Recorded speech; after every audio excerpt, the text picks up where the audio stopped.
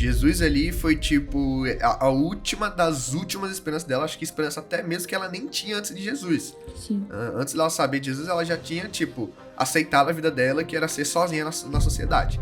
E quando ela escuta falar de Jesus, acaba acontecendo uma esperança ali pra ela. Às vezes a gente tem grande dificuldade em confiar em Jesus verdadeiramente, que nós vamos ser curados se nós formos até eles, e que se nós formos até ele, ele vai estar lá para nos encontrar. Mas na verdade, Deus ele se apresenta pra todos nós de forma igual, de forma individual, eu diria.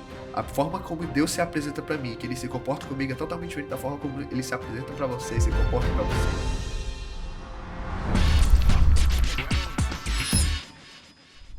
E aí, gente, como é que vocês estão? Sejam muito bem-vindos a mais um episódio do ManaCast. Hoje a gente tá aqui com dois convidados muito especiais. Um aqui que vai apresentar comigo, o Luquinhas, irmão da Mel. Oi, gente, como vocês estão? E o nosso convidado, que o Luquinhas vai apresentar pra vocês. Bom, ele tá no 2º ano de teologia, vai virar o nosso futuro pastor e ele também gosta muito de teatro. Estamos aqui com o Andrei. E aí, Seja muito gente? bem-vindo! Muito obrigado, me sinto muito lisonjeado em estar aqui com vocês. André, então, eu vou pedir pra você começar contextualizando um pouquinho sobre o que a gente vai falar aqui hoje. Vamos lá, a lição dessa semana ela vai falar com o tema principal, Ninguém é uma ilha. E ela vai elaborar um pouquinho sobre a história ali que está descrita no livro de Marcos, da história da mulher do fluxo de sangue e a filha de Jairo. Enquanto Jesus estava lá pregando no Mar da Galileia, e aí Jairo chega até Jesus e aí pede para que Jesus fosse à casa dele, para que ele fosse curar a filha dele, que até então estava enferma, uma doença muito séria. E nesse meio do caminho, Jesus indo até a casa de Jairo, com uma multidão muito grande, uma mulher com fluxo de sangue acaba tocando em Jesus, e Jesus sente que poder sai dele. E aí ele, no meio da multidão lá, todo mundo tocando ele se pergunta, quem foi que me tocou? E os discípulos têm uma reação meio ali, senhor, tá todo mundo te tocando, como assim tu pergunta quem foi que me tocou? E eu fico imaginando muito isso nos tempos atuais, tipo, você tá no meio de uma multidão, imagina no Acampijá. Você tá na Acampijá, Nossa. para todo mundo te tocando lá no momento de louvor, e aí você do nada para, quem foi que me tocou? 1000 pessoas lá e você, tipo... Meio sem lógica. Exatamente, mas eu sentiu porque o interessante foi que o toque da mulher, ele não foi um toque qualquer, não foi um toque como uma pessoa tocando em outra, mas foi um toque com fé. Quando Jesus sentiu que uma pessoa tinha tocado nele, ele tinha realmente saído o poder dele, não por ele ter, tipo, tocado na pessoa, mas pela pessoa ter tido uma fé tão grande que tocou nele, que o poder saiu pela fé da pessoa, né? E aí, a gente olha nessa história e, pra mim, pelo menos, ela serviu de uma confirmação para o que Jairo estava fazendo. A gente vai mais um pouquinho adiante da lição, só vou adiantar um pouquinho para deixar um spoilerzinho pra galera. A gente vai ver que Jairo ele tinha algumas dúvidas. E esse milagre da mulher do fluxo de sangue serviu como uma confirmação para Jairo. E aí no decorrer a gente vai até lá, Jairo leva Jesus até a casa dele, a gente tem uns milagres aí. E a lição ela vai entrar com base nisso, sobre as aprendizagens que a gente pode ter na história da mulher do fluxo de sangue e na história de Jairo e da cura da filha dele. Sim, uma das partes mais legais que eu vi na lição foi o posicionamento, a atitude da mulher. Porque ela estava enferma e mesmo que, por exemplo, ela estivesse nos últimos momentos lá, porque eu acredito que ela já devia estar desnorteada, né? Por tudo que ela estava passando, ela teve fé o suficiente para ir até Jesus com fé de que ela seria curada. E que é um grande exemplo para nós, principalmente nós que somos adolescentes aqui, porque às vezes a gente tem grande dificuldade em confiar em Jesus verdadeiramente, que nós vamos ser curados se nós formos até eles, e que se nós formos até ele, ele vai estar lá para nos encontrar. Então, eu achei muito importante isso, porque é uma grande dificuldade que eu vejo na geração de hoje e nos adolescentes, principalmente.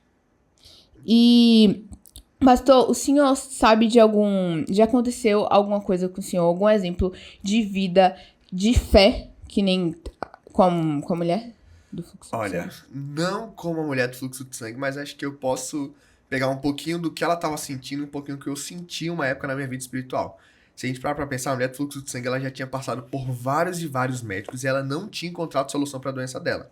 Jesus ali foi tipo a última das últimas esperanças dela, acho que esperança até mesmo que ela nem tinha antes de Jesus. Sim. Antes dela saber de Jesus, ela já tinha, tipo, aceitado a vida dela, que era ser sozinha na sociedade. E quando ela escuta falar de Jesus, acaba acontecendo uma esperança ali pra ela. E isso pra mim tem muito quando eu fui fazer missão no Uruguai. Quando eu fazia missão no Uruguai, eu tava em missão, tava ali, mas eu tava me sentindo muito sozinho. E eu tava me sentindo muito sozinho com a falta de Deus. Tipo, eu não estava sentindo Sim. Deus comigo. E pra mim, uma gota de tipo, que eu tentei ali foi numa noite em que a casa onde eu morava, ela tinha acesso pro telhado. E aí você conseguia ver as estrelas e Sim. tudo. E eu tenho uma conexão muito forte com estrelas.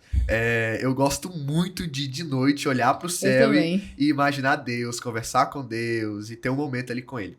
E nessa noite, já fazia um tempo que eu não tinha tido um relacionamento com Deus, tava me sentindo sozinho. E eu decidi, milagrosamente, porque eu não tava com nenhuma vontade, eu decidi ir pro céu, ver o céu, tava o céu estrelado, tudo. E eu me deitei. E aí, quando eu me deitei e comecei a olhar pro céu, eu comecei a conversar com Deus. E essa conversa foi maravilhosa, porque ela trouxe de volta um conforto pro meu coração de que Deus estava comigo.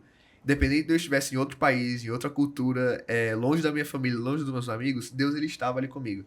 E isso era importante, até porque eu tinha ido pra missão pra ter um relacionamento com Deus, pra conhecer sobre Ele. E nesse momento eu senti Deus. E tipo, não foi algo esperado por mim, na verdade foi algo inesperado. Eu só fui pra olhar as estrelas. E naquele momento eu comecei a conversar com Deus e comecei a sentir o poder dele em mim. É muito parecido com a mulher do fluxo de sangue. Ela já tinha desistido de, tipo, ser curada, já tava, com certeza, tipo, ia passar a vida sozinha na sociedade, mas ela decide dar uma última oportunidade. Ela decide ir até a sociedade, decide ir até o encontro de Jesus. E quando ela toca nele, ela recebe a cura. E o que é importante também é porque a gente vê a história da mulher do fluxo de sangue, mas também vê a sua, né? Que também exigiu muita fé de você. Porque foi uma fé genuína, né? Porque olhar para as estrelas, eu também gosto muito de fazer isso. Olhar pro céu à noite, olhar para as estrelas e conversar com Jesus. Ou até em casa mesmo, às vezes eu me pego, eu fecho a porta do meu quarto. Aí minha mãe entra lá. Você tá fazendo o quê? Tá falando sozinha? Eu não, minha mãe me deixa todo meu momento aqui com Deus. Aí... E eu acho muito importante essa fé genuína que também nós temos que ter, que é fruto também de um relacionamento com Cristo, né? Entrando agora na parte de Jairo, conta um pouquinho pra gente. Cara, a parte de Jairo, pra mim, ela é mais interessante do que a mulher do fluxo de sangue. Porque, assim, Jairo, ele era um líder. Ele participava ali da Assembleia dos Sacerdotes, ele era líder da sinagoga, e a função de Jairo era cuidar do evangelismo público. Então, assim, Jairo, ele pregava para as pessoas. E a gente sabe que os sacerdotes, o pessoal lá não acreditava em Jesus. Pensavam que Jesus era uma pessoa, um impostor, que ele se Sim. autodenominava como Deus, na verdade ele não era Deus. Isso faz até sentido, porque se a gente analisar aquela época ali, muitas pessoas estavam se denominando Messias. Jesus não foi o único, tinha outras pessoas. Mas Jesus era o único em que, tipo, mostrava através dos seus frutos que ele realmente era o Messias. Mas mesmo assim, os sacerdotes não acreditavam. E quando a gente pega Jairo como uma figura religiosa muito importante, uma pessoa que certamente deveria ter rancor de Jesus, deveria ter raiva, deveria estar querendo prender Jesus como os outros, Jairo ele faz o contrário, ele busca Jesus. Ele busca Jesus e, tipo, para curar a filha dele. Ou seja, realizar um milagre. Que os sacerdotes não acreditavam que Jesus realizava aqueles milagres, que era magia ou alguma outra coisa. Já ele vai até Jesus no meio da multidão ainda, ele se expôs ali pro pessoal e pede para que Jesus cure a filha dele. Então isso para mim exigiu uma fé impressionante. E como eu falei um pouco antes na introdução, Jairo ele ainda sim tinha suas dúvidas. Por mais que ele fosse sacerdote, que ele estivesse depositando a sua esperança em Jesus, ele tinha dúvidas de que aquilo fosse real. E a cura da mulher do fluxo de sangue serviu de uma prova para Jairo, e eu gosto de comparar essa prova da mulher do fluxo de sangue na vida de Jairo com a nossa. A gente vai para a igreja, a gente vê testemunhos, a gente lê a Bíblia, a gente tem os nossos cultos pessoais, a gente vê histórias de outras pessoas ligadas a gente com Jesus, e isso deveria servir de prova pra gente também. É Prova que verdade. da mesma forma que Deus ele tem atuado na vida de outras pessoas, ele também pode atuar na nossa vida. Da mesma forma que Deus ele transformou pessoas, ele usou pessoas, ele moldou o caráter de pessoas, ele pode moldar o nosso caráter. Eu acho que como jovens, adolescentes, a gente tem muita dificuldade nisso, de acreditar que Deus pode fazer isso na nossa vida também, na minha vida. Uma coisa que eu pensava muito quando adolescente era isso, de que, tipo, Deus ele só fazia milagre na vida das outras pessoas. Como eu tinha uma família na igreja, como eu tava indo pra igreja, Deus ele não se preocupava muito comigo, porque querendo ou não, eu tava no caminho certo. Ele ia se preocupar mais com as pessoas que estavam em outros caminhos, com as pessoas que faziam outras coisas do mundo, então Deus se apresentava mais pra elas do que pra mim. E na Sim. verdade Deus ele se apresenta pra todos nós de forma igual, e de forma individual, eu diria. A forma como Deus se apresenta pra mim, que ele se comporta comigo é totalmente diferente da forma como ele se apresenta pra você e se comporta pra você. Ele tem um amor tão único que ele gosta dele relacionamento único, individual com cada um Verdade. de nós. Algo que eu acho interessante não, uma curiosidade que era algo que eu não sabia, que eu leio a Bíblia, né, diariamente e tal, mas eu nunca me deparei que a história de Jairo, da filha de Jairo, né, quando ela morreu e tal, ela tá nos 3 primeiros evangelhos, né, que é Mateus, Marcos e Lucas, algo que eu não sabia. E também Marcos, o único evangelho que fala a idade dela, que ela tinha 12 anos de idade, né, e passar pela experiência dela, né, seja ficar doente seriamente, morrer e ser ressuscitada pelo próprio Cristo com essa idade, é algo muito emocionante. Se eu não me engano, nos evangelhos, inclusive, essa história é um dos primeiros casos de ressurreição operado por Jesus. Na verdade, é o primeiro que Jesus, no livro de Marcos, é o primeiro que Jesus vai lá e ressuscita uma pessoa, da filha de Jairo. Então, assim, para um cara que tinha dúvidas, para um cara que tava, inclusive, colocando a posição dele em jogo por estar se apresentando e por estar pedindo a ajuda de Jesus, ele foi um cara de muita fé. E ele recebeu um milagre ali grandioso, que foi a ressurreição da filha dele. E hoje, às vezes, mesmo como você falou, que ele ainda tinha muitas dúvidas, né? E às vezes a gente deixa de ir até Jesus por conta das nossas dúvidas. E hoje a gente também tem uma Bíblia, né? Tô com tudo pra gente. Claro que tem coisas que a gente só vai descobrir lá com Jesus, mas Jesus deixa várias mensagens pra gente. Então, às vezes a gente deixa de ir procurar Jesus, seja na Bíblia, seja numa oração, seja conversando com o pastor, a gente deixa de procurar Jesus por dúvidas, mas Jesus está aqui pra gente em qualquer momento da nossa vida, e como você falou, eu achei isso um ponto muito importante, porque mesmo com dúvidas, mesmo isso podendo ser uma barreira para ele ir até Jesus, ele não se importou. Eu achei isso extremamente incrível na lição. Tem uma coisa que a gente vai ver no livro de Atos ali, quando o Pentecoste cai sobre os discípulos, sobre os 12, e que a gente percebe que aquilo caiu justamente para sanar as dúvidas deles. Os discípulos, eles tinham dúvidas se Jesus realmente era o Messias, Jesus realmente tinha subido aos céus, que tudo aquilo tinha sido uma ilusão, uma coisa da cabeça. Eles tinham suas dúvidas, cada um tinha suas dúvidas. Quando a gente vê que quando Jesus ressuscita, Jesus vai até cada um dos discípulos para provar para eles que ele realmente tinha ressuscitado. Porque eles tinham suas dúvidas. E eu aprendo que, dúvida vai ser algo normal na nossa caminhada cristã. Sim. A gente sempre vai ter dúvida, principalmente, acredito, nós adolescentes, estamos na fase lá das descobertas, de aprender sobre as coisas, de entender como o mundo funciona, então vai ter muita dúvida. E assim, eu não prometo que Deus vai responder todas essas dúvidas agora durante sua vida. Eu não posso prometer isso porque até hoje eu tenho dúvidas, até hoje eu conheço pessoas de 50 anos que têm dúvidas, Sim. Mas de uma coisa eu sei, ele vai dar as respostas suficientes pra gente. E ele vai estar presente na nossa vida o tempo todo, como ele teve na vida de Jairo.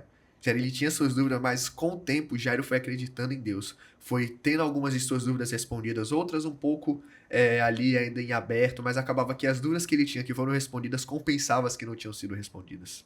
A gente vê nesse processo, né, tanto o da mulher quanto o de Jairo, um processo com dificuldades, com dúvidas, com obstáculos. E na sua vida, como é que foi esse processo, passar por tudo isso? Porque a gente ainda tá passando, né? E a gente sempre vai passar até Jesus voltar. Mas como é que o senhor lida com essas coisas? Olha, obrigado por me chamar de senhor. Me sinto muito adulto com isso. Mas olha, isso é uma coisa difícil pra mim ainda hoje. Eu ainda sempre fico com dúvidas, ainda sempre fico com medo. Uma coisa que tá sempre afetando, tá sempre altos e baixos a minha relação com Deus. Mas no início desse ano, inclusive, quando eu voltei da missão, eu aprendi que, independente dessas dúvidas, Deus, ele continua sendo Deus. Ele é o mesmo pra comigo. Mesmo quando eu tô afastado dele, mesmo quando eu tô perto, ele tá ali. Entendeu? E ele tá ali disposto a me ajudar, disposto a me escutar, disposto a estar comigo. E uma coisa que eu sinto muito e que hoje em dia eu já não sinto mais é isso. É a sensação de solidão. A sensação de que Deus, ele não olha pra mim, de que Deus, ele não se importa comigo. Essa sensação, ela hoje em dia sumiu porque eu comecei a acreditar e a confiar de que o problema no relacionamento humano e Deus não está em Deus, mas está em mim. Não é Deus que se afasta de mim, sou eu que me afasto de Deus. Não é Deus que some, sou eu que somo. Não é Deus que deixa de fazer coisas, sou eu que não deixo Deus fazer coisas em minha vida. Quando a gente pega a história de Jairo e da mulher do fluxo de sangue, a gente vê que eles tentaram de várias outras formas resolver os problemas da vida deles. Mas eles não conseguiram resolver. A mulher, ela procurou vários médicos para tentar sanar a doença dela e nenhum resolveu. Muito pelo contrário. O problema dela foi piorando. Quando a gente pega Jairo, por ele ser um sacerdote, certamente ele tentou vários rituais de purificação, vários rituais para melhorar a saúde da filha dele. Ele era um homem que tinha um poder religioso e um poder político muito forte, então certamente ele tinha os melhores médicos na casa dele, cuidando da filha dele, tentando melhorar a saúde da filha dele, e nada disso funcionou. E quando eles perceberam que as próprias forças deles, que eles mesmos sozinhos não conseguiam sanar os problemas deles, eles foram até Jesus. E isso serve muito de aprendizagem prática espiritual para mim.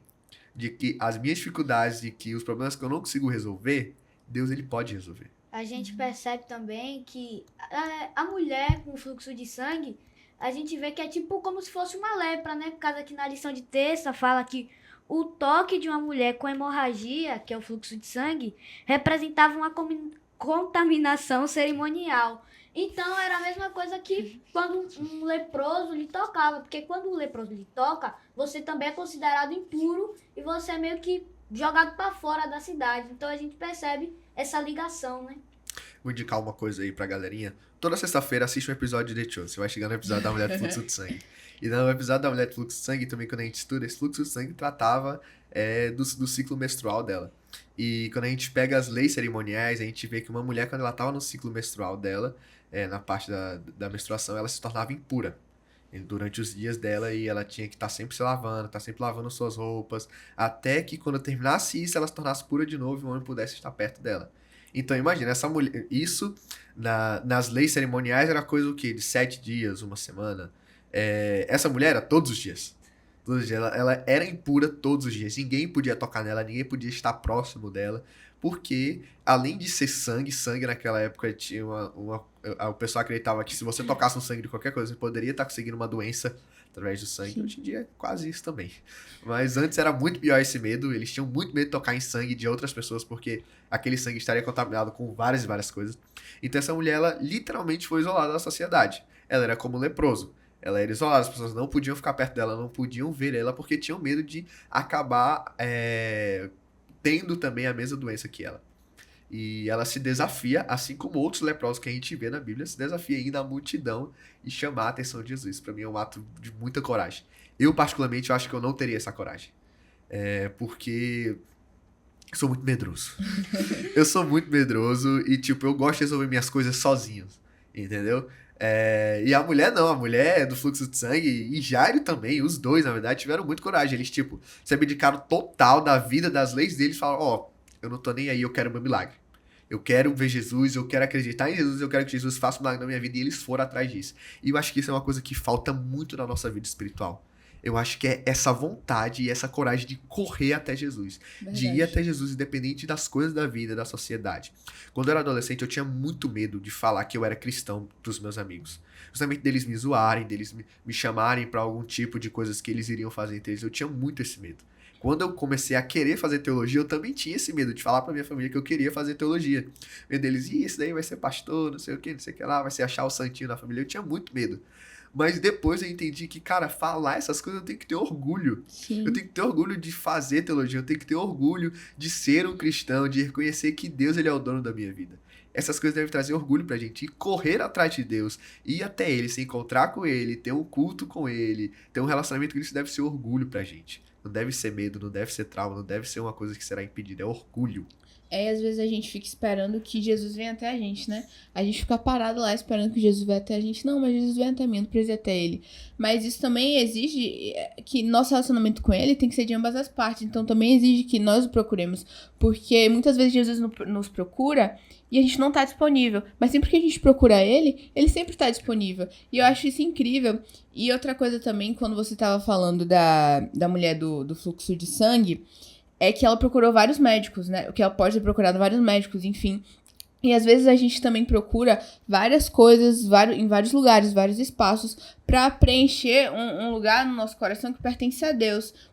Principalmente quando eu estava lendo essa lição, eu pensei muito nisso. Que às vezes a gente procura várias soluções em vários lugares, mas a gente não procura em Deus. Porque aí vem que a gente vai ter que abdicar de várias coisas, isso e aquilo. Só que o que eu achei mais lindo é que ele não se importou com... Ele abriu mão, né? Ele não se importou em ser diferente. Não se importou em quebrar o pensamento que todo mundo ia ter sobre ele. Ele foi até lá. Ele foi até Jesus. mesmo até com dúvidas, como a gente estava falando. E eu acho que isso é uma coisa muito importante, porque às vezes a gente, como adolescente, tem muito medo disso. Tem muita insegurança com isso. Então eu achei isso extremamente importante pra gente ressaltar aqui. Bom, voltando para a lição de novo, né?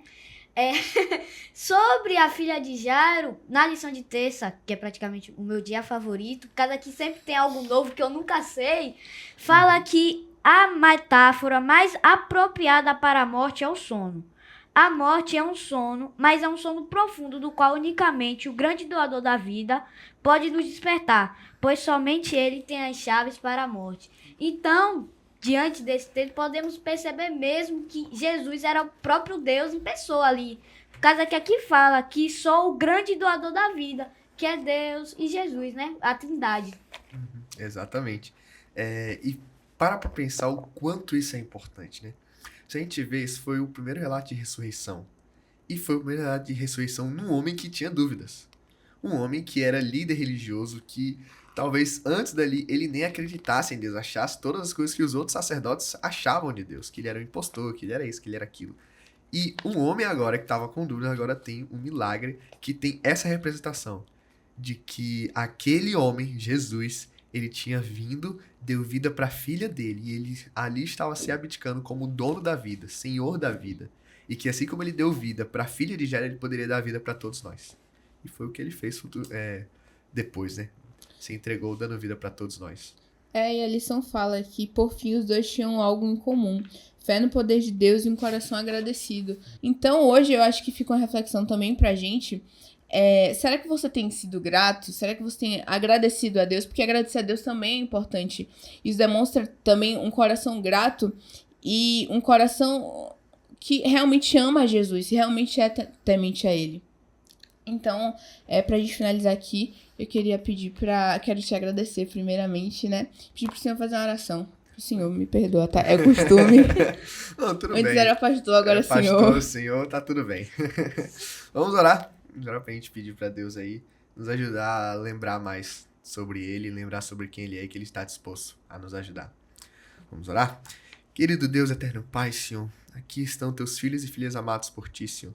Escuta-nos, Pai, e se faz presente em nossa vida para nos lembrar de que o Senhor está nela, que o Senhor está ao nosso lado, que o Senhor está disposto a nos ajudar o tempo todo. Basta a gente te procurar, basta a gente ir até o Senhor e falar o que a gente precisa, falar o que a gente quer, falar as nossas dúvidas, falar o que está acontecendo com a nossa vida. Que o Senhor vai sim se fazer presente, vai estar conosco e vai nos ajudar, se revelar para nós, Senhor. Venha ser com cada jovem, adolescente que esteja estudando essa lição, Pai, e que eles venham perceber essas coisas, Pai. Venham perceber que o Senhor está do nosso lado e venham ser gratos a isso. Venham deixar que o sentimento de solidão, que o sentimento de fraqueza, que o sentimento de incapacidade venham ser tirados por Ti. Que o Senhor venha se fazer presente na vida deles e que o Senhor venha abençoá-los, ajudá-los e transformá-los cada dia mais numa pessoa melhor para Ti, Senhor. É isso que eu te peço, em nome de Jesus. Amém. Amém. Muito obrigada pela sua presença. Gente, muito obrigada por terem assistido. Compartilhe esse vídeo com seus amigos, com sua família. Curte, comenta também. Muito obrigada, Luquinhas. Ele vai estar com a gente aqui nessa temporada. E é isso. Um beijo. Tchau, gente.